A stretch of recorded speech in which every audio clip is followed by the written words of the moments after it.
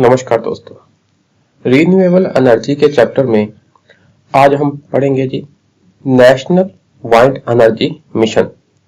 ये प्रपोज्ड है, मतलब अभी पूरी तरीके से लागू नहीं हुआ। तो वाइंड एनर्जी के लिए हमारा एक मिशन है। This mission will help in achieving national targets that are set under NAPCC national action plan to combat climate change. असल में क्लाइमेट चेंज से लड़ने के लिए हमने नेशनल लेवल पर एक प्लान बनाया है जिसे कहते हैं NAPCC national action plan to combat climate change. ठीक, तो उसके अंतर्गत ना तो हमने वाइंड एनर्जी के ऊपर भी फोकस करना है। इसमें हम क्या क्या चीज को देखेंगे? Addressing the issues and challenges such as effective grid integration. देखो, हम सोच लेते हैं अभी यार वाइंड फार्म लगे तो हुए हैं, तमिलनाडु में लगे हैं, गुजरात में लगे हैं, आंध्रा में लगे हैं, तो फिर ऐसे अलग से प्लान लाने की क्यों जरूरत पड़ी? देखो, होता क्या है कि ये अभी तक ना असंगठित टाइप है चीजें। असंगठित मतलब एक जगह पर जैसे आपने वाइंड फार्म लगा दिए, अब जो पैदा हुई है बिजली उसको ढंग से लोगों तक भी तो पहुंचाना है। तो जब हम ओवरऑल प्लान बनाएंगे ना तो उसमें एक एक चीज का ध्यान रखा जाएगा।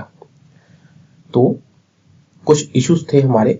इफेक्टिव ग्रिड इंटीग्रेशन, जैसे होता क्या है ना कि जिस जगह से बिजली पैदा होती है वहां से बिजली एक सेंटर ग्रिड में जाएगी। ठीक, तो वहां से फिर सप्लाई होगी अलग अलग जगह पर।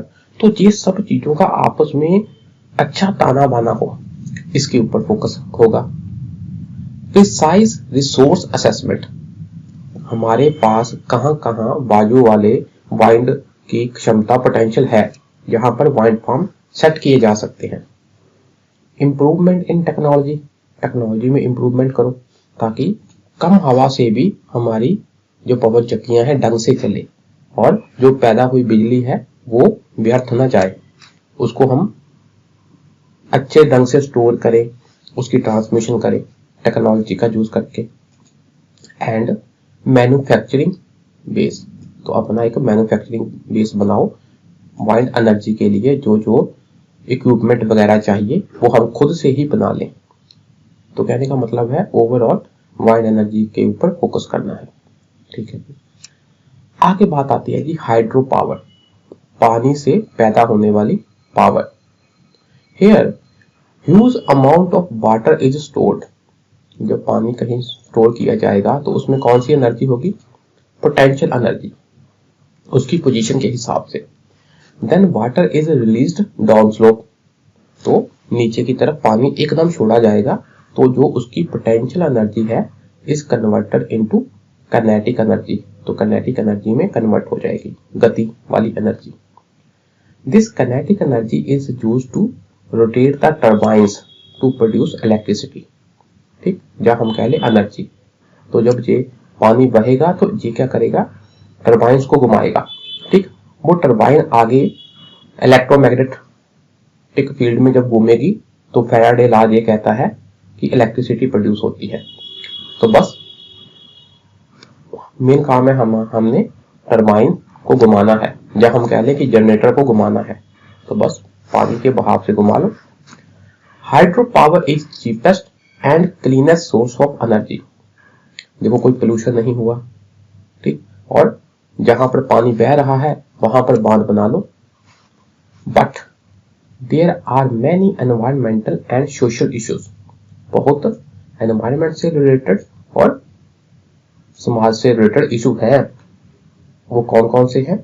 खास तौर पर बिग डैम के। इसलिए कहा जाता है कि बिग डैम की अपेक्षा छोटे छोटे डैम बनाओ। देख लेते हैं, जहां पर डैम बनाना है वहां पर कितनी हमको पहले चाहिए जमीन जहां पर जनता ना रहती हो। डाउन स्लोप में भी, अप स्लोप में भी। तो फिर क्या होगा? Displacement of people during construction, जनता को वहां से डिस्प्लेस कर दिया जाएगा, ये समस्या। Reservoirs often emit A high percentage of green house gases, देखो जहां पर पानी जमा होगा वहां पर दलदली एरिया बन जाएगा, तो जो वो दलदली एरिया होता है ना वहां से मीथेन निकलती है। तो हमको पता है कि मीथेन ऑलमोस्ट 20 गुना ज्यादा पोटेंशियल है उसका ग्लोबल वार्मिंग करने का, ग्रीन हाउस इफेक्ट का। ठीक, तो ये गड़बड़ हो गई। Often disturbs local ecosystem, local ecosystem को भी डिस्टर्ब करेगा। जैसे आपने डैम बनाने के लिए पेड़ पौधे काटे, जहाँ इतना बड़ा इतना एरिया में पानी जब जमा हो गया तो वहां का लोकल इकोसिस्टम भी अफेक्ट होगा। It disturbs the ground water table, कैसे? जब पानी इतना जमा हो जाएगा, धीरे धीरे मिट्टी में भी जाएगा, अंदर जाएगा जमीन के अंदर, तो क्या होगा, ग्राउंड वाटर लेवल ऊपर आ जाएगा। इवन तक की जो हमारी जमीन है, मिट्टी है, उसमें नमी की मात्रा बहुत ज्यादा बढ़ जाती है। Blocks progression of water to other countries, states और रीजन। अब जैसे देख लो कि अगर हिमाचल ने बांध बना लिया तो जो उसके नीचे वाले एरिया है पंजाब साइड, वहां पानी नहीं आएगा। इसी प्रकार अगर ऊपर हिमालय में चाइना ने बांध बना लिया तो इंडिया को, तो इस प्रकार हम पानी के प्रोग्रेशन को ब्लॉक कर देते हैं। आपको पता है कि नदियों की हेल्थ के लिए उसका अपना एक फ्लो जरूरी होता है मेंटेन करना, एक बात। और जब नीचे पानी नहीं जाएगा तो फिर वहां पर ग्राउंड वाटर और भी जो पानी के ऊपर डिपेंडेंट पूरी लाइफ है, इकोसिस्टम है, वो भी इफेक्ट होगी। होता क्या है ना, बड़े स्केल पर पंगे लेने से इफेक्ट भी बड़े स्केल के होते हैं, ये बात होगी। इंड्यूस लोकल सीस्मिक वेव्स, जब आप इतने सारे पानी को जमा कर दोगे एक जगह पर तो उनका अपना भी तो बाहर होगा ना, तो उस बाहर से क्या होगा, सीस्मिक वेव पैदा होने की संभावना भी रहेगी। ठीक है, ये भी एक बात है। There are 3 types of hydro power facilities. कितने टाइप? 3 प्रकार के, पढ़ लेते हैं। पहला है इम्पाउंडमेंट, दूसरा है डाइवर्जन, तीसरा है पंप्ड स्टोरेज। ठीक, क्या क्या होते हैं जी, देखो। Impoundment, the most common type of hydro electric power plant is an impoundment facility. आमतौर पर इसी से हाइड्रो इलेक्ट्रिक पावर जनरेट की जाती है। क्या होता है जी, here a dam is constructed to store river water in a reservoir. ठीक, एक बहुत सारे बड़े एरिया में पानी को जमा कर लिया जाता है और बाद में उसको एकदम छोड़कर, पानी को ऐसे मतलब छोड़कर उसकी पोटेंशियल एनर्जी को काइनेटिक में कन्वर्ट करके टरबाइन्स को घुमाया जाता है। Water released from the reservoir rotates the turbine and electricity is produced. ठीक है जी, जैसे भाखड़ा डैम हो गया। ठीक, ऐसे और भी कई डैम है इंडिया में। अच्छा जी, दूसरा है डाइवर्जन। डाइवर्जन का मतलब कि हम नदी के कुछ पानी को डाइवर्ट कर देते हैं।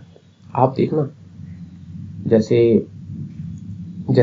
आप कहीं ऊंचाई वाले स्थान से नदी आ रही है, जब वैसे भी प्लेन एरिया में जहां थोड़ी स्लोप है, तो आप पानी को थोड़ा ब्लॉक करके साइड से नहर निकाल देते हैं।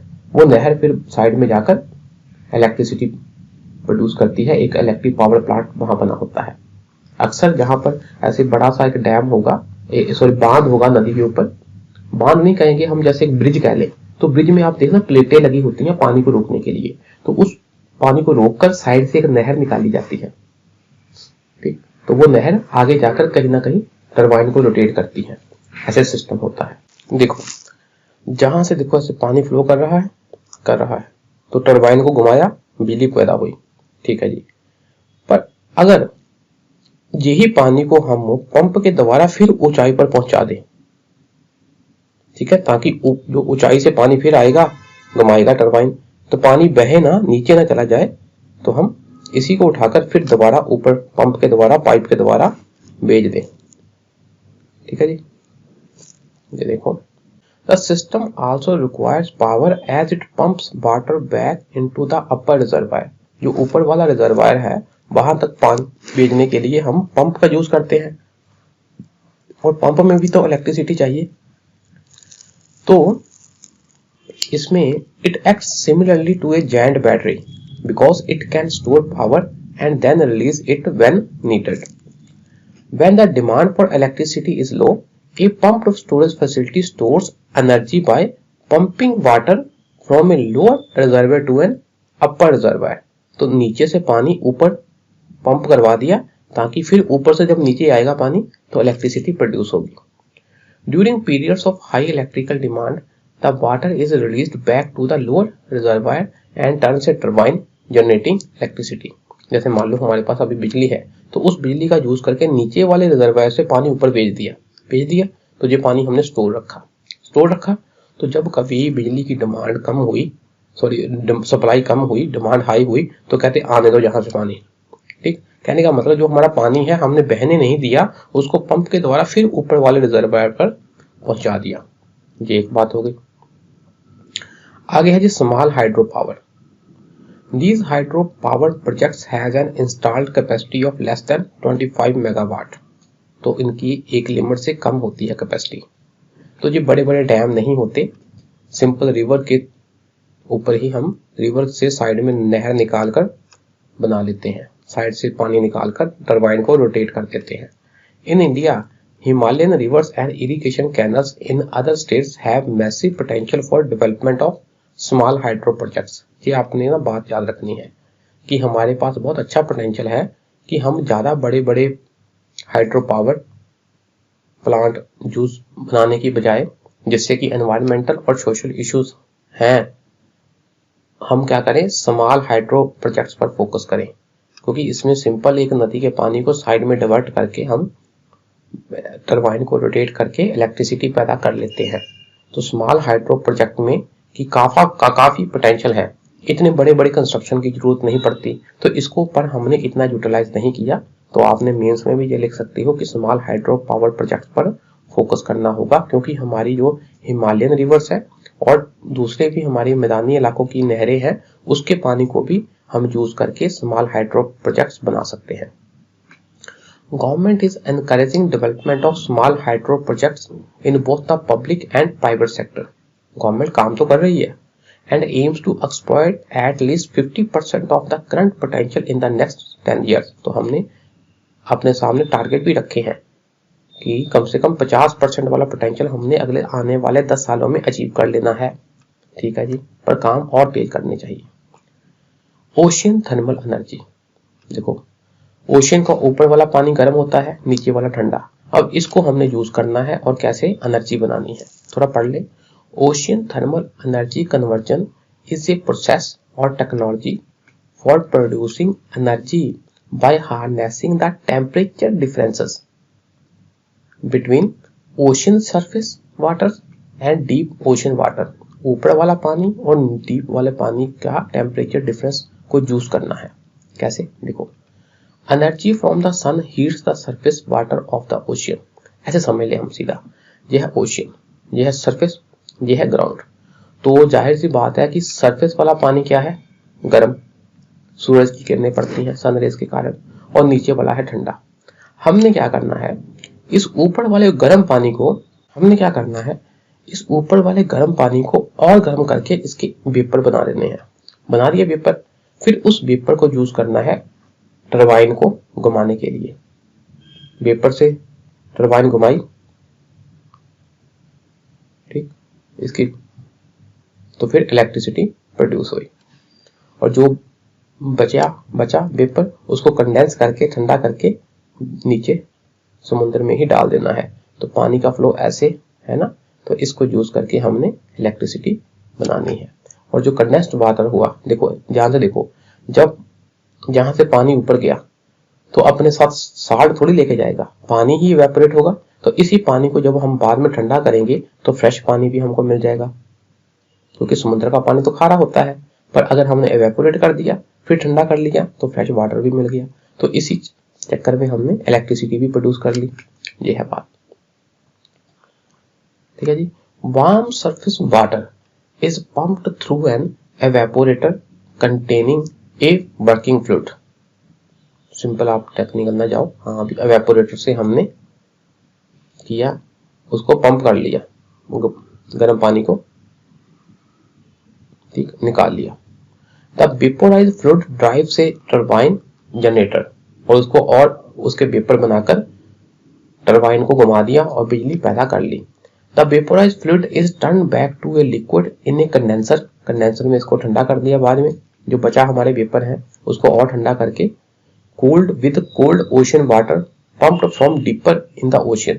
ठीक है ना, जहां से हमने ठंडा पानी लिया तो जो वेपर है, वेपर मान लो यहाँ पर किसी स्ट्रक्चर में है पड़े, तो उसके इर्द गिर्द ठंडे पानी से उसको और ठंडा किया और वेपर को बाद ये जो ऊपर वाले वेपर का पानी बनाकर यूज कर लिया।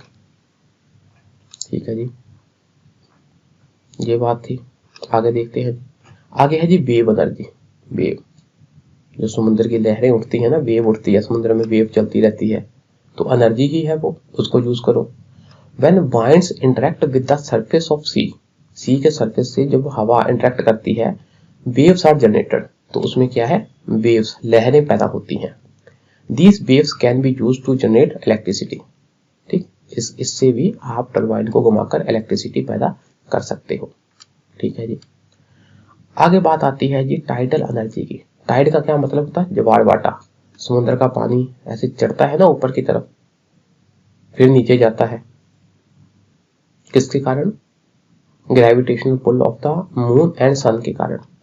बस ये पानी जो ऊपर गया किनारे पर, जब हाई टाइड हुआ, फिर लो टाइड नीचे गया, तो इस पानी की मूवमेंट को यूज करके हमने टरबाइन को घुमा देना है।